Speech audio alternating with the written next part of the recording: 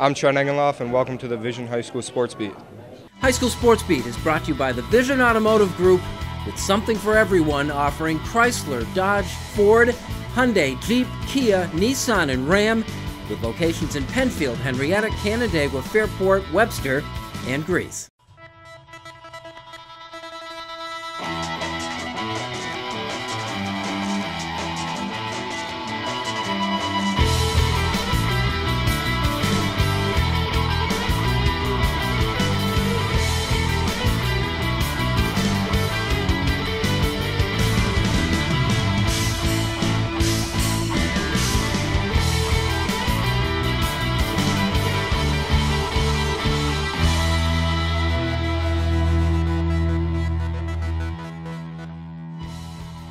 Hello everyone, and welcome to week 40 of the Vision Automotive Group's High School Sports Beat. Just 2 to go. I'm Bill Pucko. Every week at this time, we take a comprehensive look at Section 5 sports in Monroe County, beginning with our honor roll of high school athletes. At number 3, former Sports Beat honorees, Riley Damerall and Tony Zhao. They finished 1 and 2 on the career win list with the Brighton High School tennis team. Many of those victories coming together as a championship doubles team. The Barons won the Class A team title. At number 2, another former Sports Beat honoree, Matt Van Niekerk.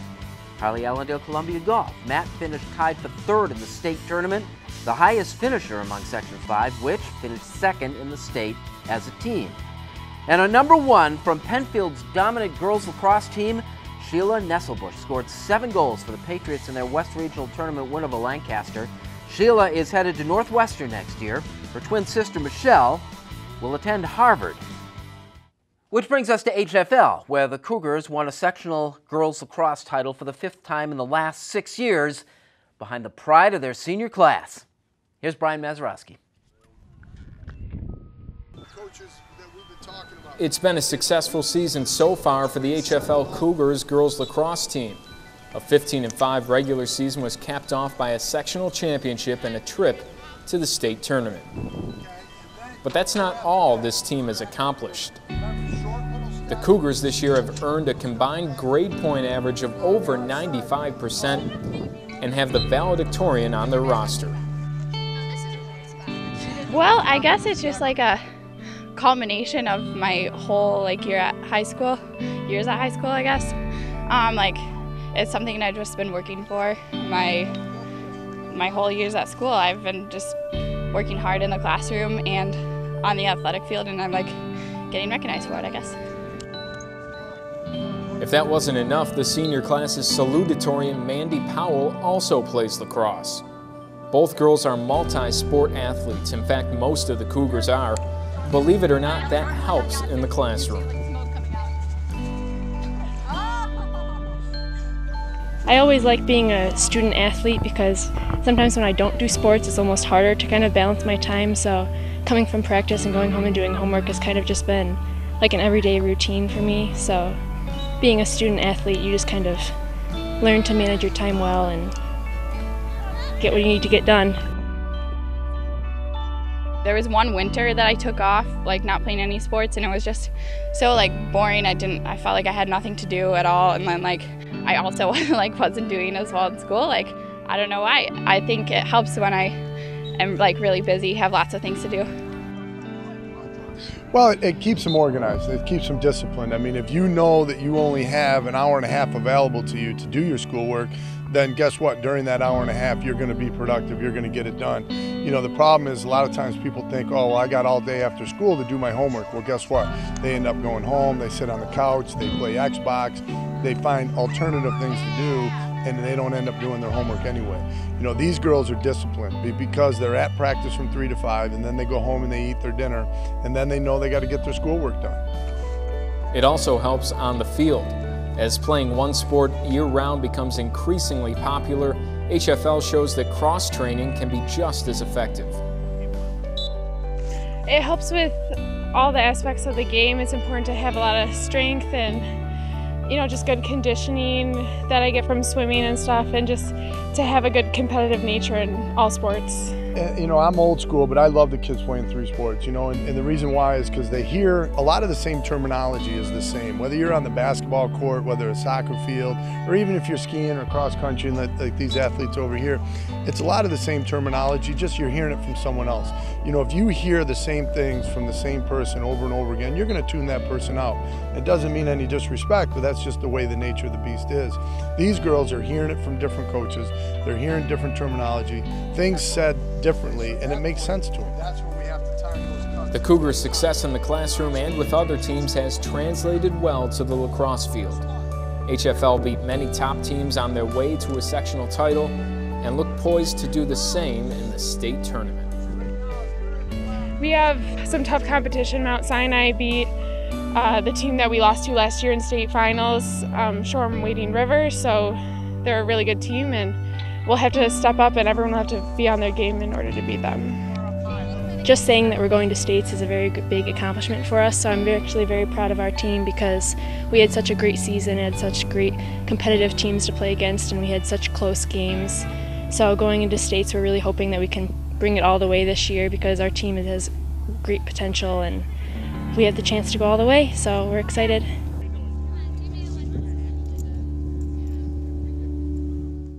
How impressive is girls lacrosse in Section 5? Well, our 3 champions, Penfield, Canandaigua, and HFL, combined to beat their 3 Section 6 opponents in the regionals by a total score of 53-10.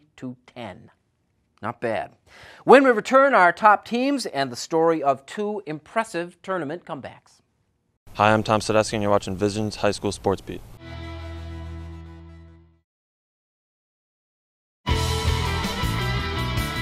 Hello everyone and welcome back to the Vision Automotive Group's High School Sports Beat. I'm Bill Pucko.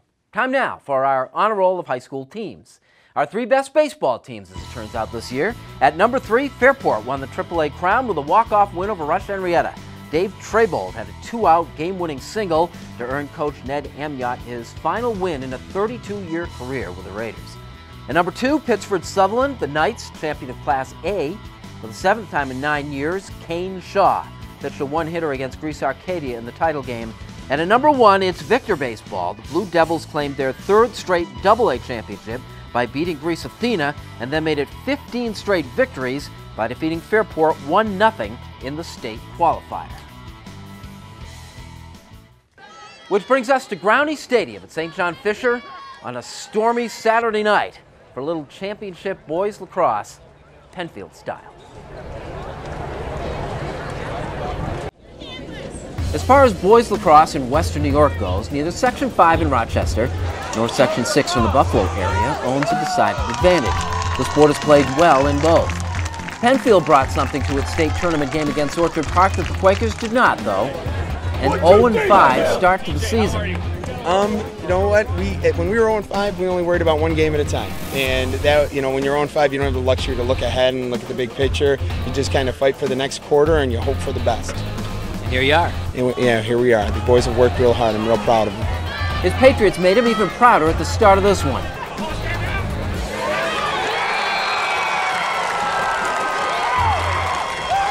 Jumping off to a 3-0 lead less than 4 minutes into the game, Andrew Shenick scored 2 of those goals.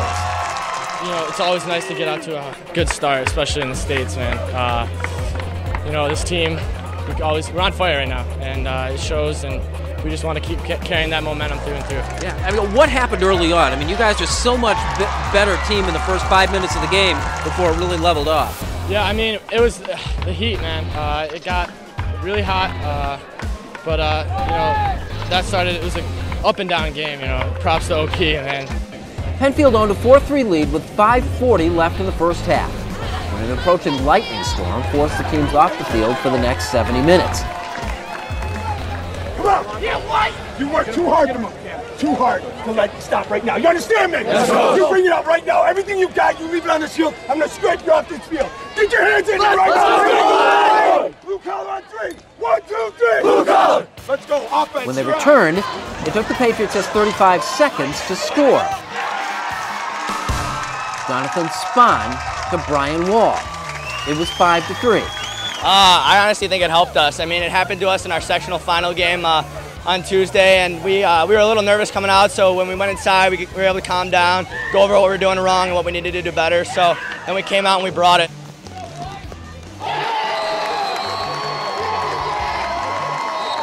It was 6-6 at the half.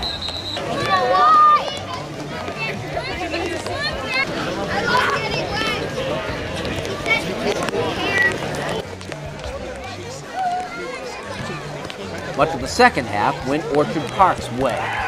Ralph Paglier scored what appeared to be the clincher, giving OP an 11-8 lead with just 3 minutes 7 seconds left. But with 1:51 remaining, Shennick set up Anthony Mitchell to make it 11-9. With 1:26 left, Shennick passed to Spahn to make it 11-10.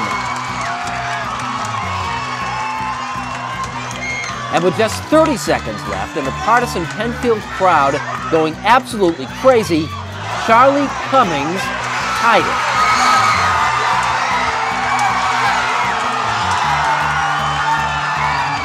I brought it down and, no one picked me up, so I was open for a second on the crease, but my teammate Andrew Shennick shot it, and I was waiting there on the crease, got the rebound, and put it back in. Yeah, you're 3 goals down, there's under 2 minutes left. You get that, and it's tied up. What's that feeling like? It was unbelievable. When we scored that goal, we knew we were going to win this game. We knew it. And Charlie was right. Penfield never so much as lost possession in the overtime. Spahn wound up scoring the sudden death game winner.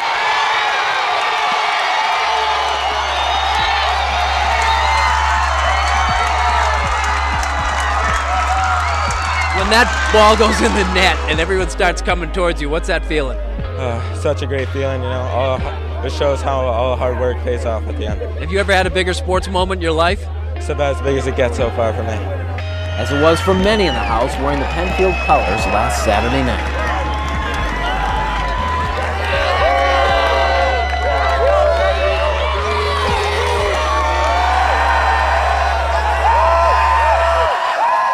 When we return, Challenger baseball makes the grade, and later on, softball's first family squares off.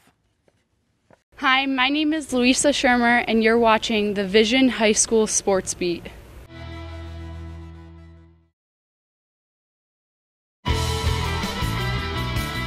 Welcome back to the Vision Automotive Group's High School Sports Beat. I'm Bill Pucko.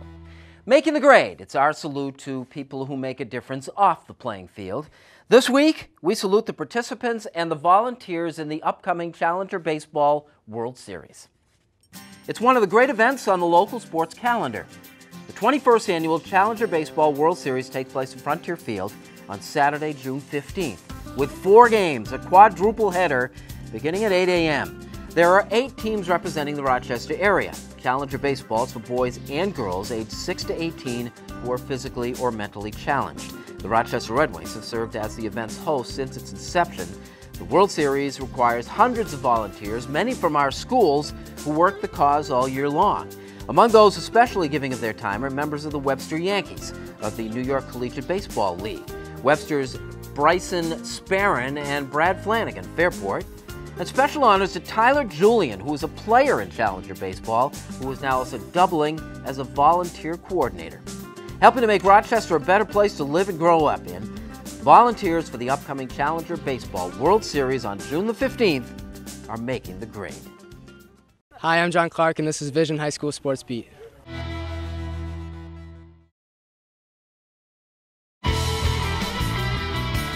Welcome back to the Vision Automotive Group's High School Sports Beat. I'm Bill Pucko. Sports at all levels bring people together. Oftentimes it's families, and sometimes sports means even more. It is the first family of Section 5 softball. Amy Carr, 6 times in the last 8 years, the coach of the section champions from Fairport, with younger sister Samantha assisting, their older brother Chris, who coaches his own Section 5 champion in Brockport. And down the left field line, a comfortable distance away, Sue, wearing the classic split loyalty t-shirt, and Rick Carr, the parents. It's just fun. Both work hard, and you don't like to see any of them lose, but it's fun and to watch them continue on in their careers, and I get to share a little bit with them, at least by watching. Chris had never beaten Amy in 11 previous tries, but this was a big one. Coming just a day after each won a sectional title, the state qualifier led to the end of the road for the loser.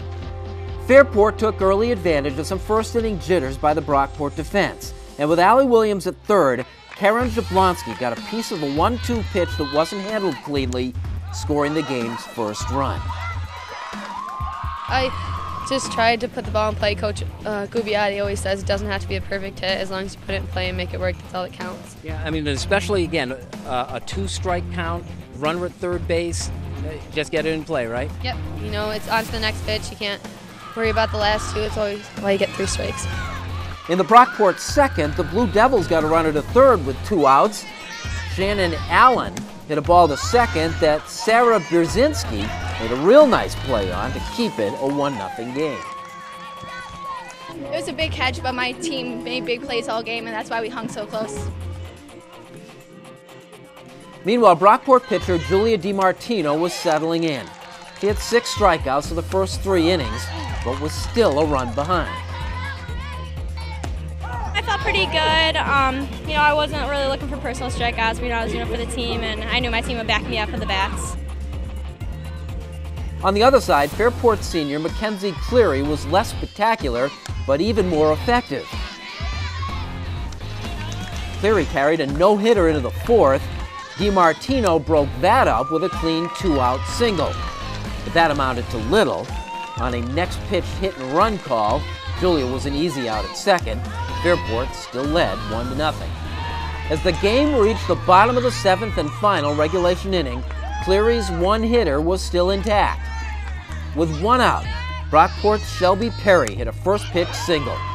Courtesy runner Sophia Avery represented the tying run. DiMartino walked, pushing Avery to second.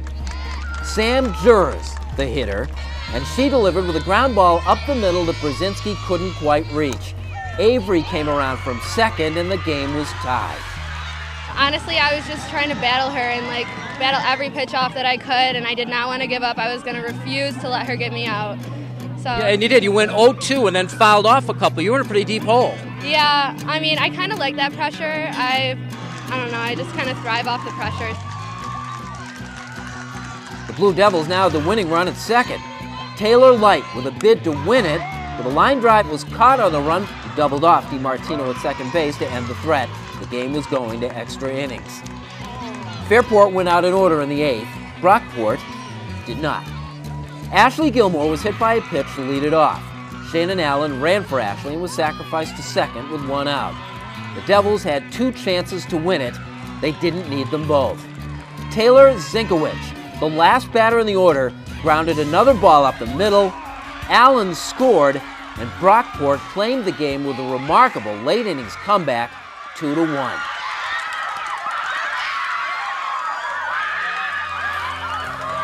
I just went out there and thought I'm just going to do whatever I can to get this because this team is so important to me and it's been the highlight of my year. And just winning it for everyone just felt so good because we've come so far, and to win just felt so good.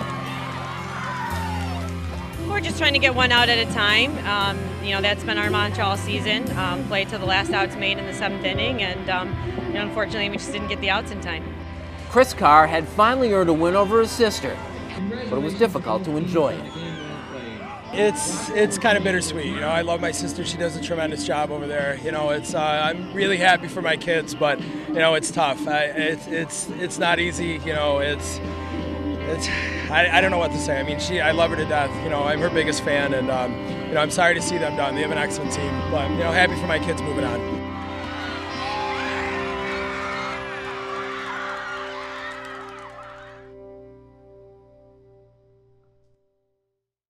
Cars are very good people. We'd like to thank the Vision Automotive Group. They make the Sports Beat possible. If you want copies of this program or any of our previous episodes, you can order them through ClassyWolf.com. The Vision Automotive Group's High School Sports Beat airs every Saturday night following the late local news on 13 WHAM TV at 11:30, and again Sunday morning on Rochester CW, Channel 16 on the cable. It's Channel 14 now on DirecTV, which has just come on board. You can catch the program at 10:30 a.m., immediately preceding the Rochester Press Box from MacGregors. Thanks for joining us. We'll see you next week.